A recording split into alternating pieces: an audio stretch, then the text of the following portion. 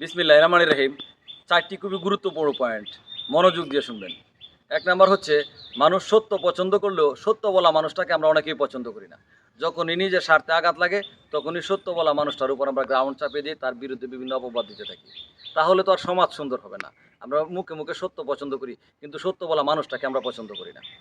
2 নাম্বারটা হচ্ছে, মানুষকে নিয়ে প্রথমেই এত ওভার কনফিডেন্ট দেখাবেন না।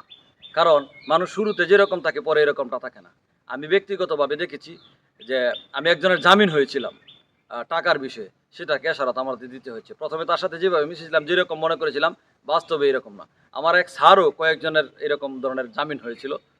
পরে সেও এরকম স্যারও সমস্যার মধ্যে পড়েছে। 3 নাম্বার হচ্ছে, ইদানিং মানুষ আর ব্যক্তিত্বের প্রশংসা করে না। যার টাকা আছে তাকে ব্যক্তিত্ববান বলে স্বীকার করে।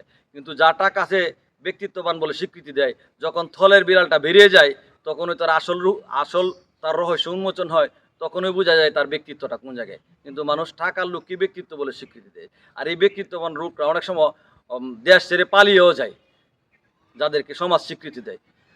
4 নাম্বার হচ্ছে, মানুষ প্রভাবশালী লোককে ভয় পায় কিন্তু মন থেকে শ্রদ্ধা রেসপেক্ট করে না। আপনি মারা গেলে যদি আপনার জন্য মানুষ মন থেকে দোয়াই না করে, এই সামনাসামনি আপনার ভয়ে আপনি এই সম্মান, এটার কোনো লাভ নাই। তাই অধিক অধিক প্রভাবশালী হওয়ার চেয়ে ভালো মানুষ হওয়া জরুরি।